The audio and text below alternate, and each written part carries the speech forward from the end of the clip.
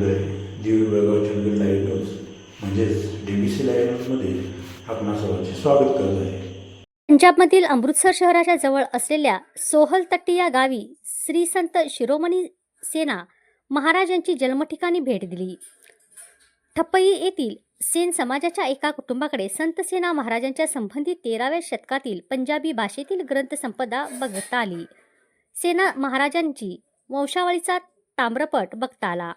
श्री संत सेना महाराजांचे थेट वंशज खुशपाल सिंग चामी यांच्या नात्यातील अनेक लोक भेटले. सोहलतट्टी तेथे साधारण 7,000 जागेवरती सेन भगत गुरुद्वारा आहे. त्या ठिकाणी महाराष्ट्रातून गेलेल्या आमच्या सर्वांचा यथोचित्त गौरव केला. खुशपाल सिंग यांनी 2 दिवस आमची मनापासून सेवा केली.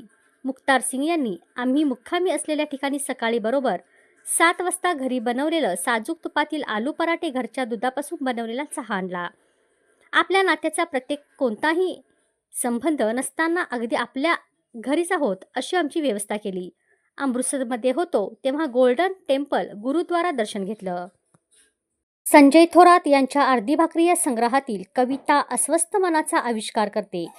राजा मळगी यांचं प्रतिपादन. संजय थोरात यांच्या अर्धी भाकरी या कविता संग्रहातील कविता म्हणजे अस्वस्थ मनाचा आविष्कार आहे. त्यांच्या कवितेला उज्ज्वल भविष्य असून त्याने आणखी उत्तम कविता लिहून मराठी साहित्याची सेवा करावी असं प्रतिपादन संत साहित्याच्या अभ्यासक आणि समकाळातील एक महत्त्वाचे कवी डॉक्टर राजा माळगी यांनी केलं. नूल इंदिरादेवी जाधव न्यू इंग्लिश स्कूलचे ग्रंथपाल व कवी संजय थोरात यांच्या अर्धी भाकरी या कविता संग्रहाच्या प्रकाशन समारंभात ते बोलत होते. ज्येष्ठ साहित्यिक किसनराव कुराडे अध्यक्षस्थानी होते. संस्थाध्यक्ष कल्लाप्पा नडदल्ली, नानाप्पा माळगी, सरपंच प्रियंका यादव, परशुराम सरनाईक, उपसरपंच भीमाप्पा तराळ यांची प्रमुख उपस्थिती होती.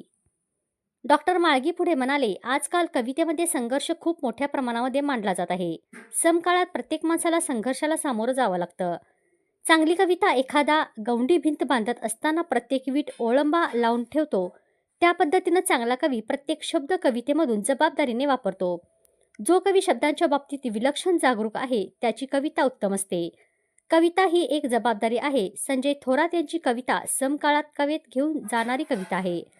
त्यांनी त्यांच्या कवितेतील तासिका तत्वावरील आणि अर्धवेळ काम करणाऱ्या शिक्षक कर्मचाऱ्यांची वेदना मांडली आहे.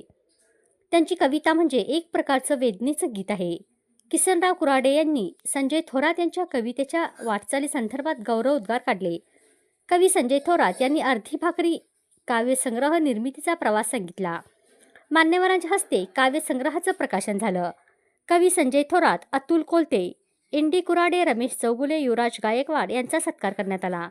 सरपंच प्रियंका यादव, जयसिंग चव्हाण, नागेश चौले, विलास कुलकर्णी, विनोद नायकवाडे, सचिन शिंदे यांनी मनोगते व्यक्त केली.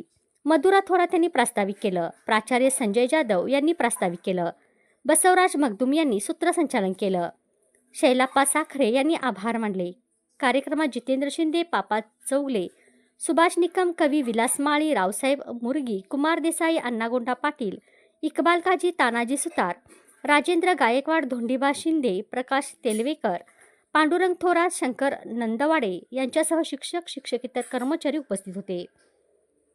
ज्या दिव्यांग बंधू भगिनींना 2500 रुपये ऐवजी 1500 रुपये एवढीच पेन्शन जमा झाली आहे अशांच्या या प्रश्नी आपण प्रयत्न करत आहे असं स्वावलंबी बहुउद्देशीय संस्थेचे अध्यक्ष आशिष एप कुतिनो यांनी सांगितलं. संस्थेचे सभासद मारुती आप्पा पाटील, संजय चिमणे, इचलकरंजी येथील उप अध्यक्ष सुनील पाटील, अनिल विजयनगरे, दादासू सुतार, इरफान बागवान, भानुदास तासगावे, विनय पालनकर आदी उपस्थित होते.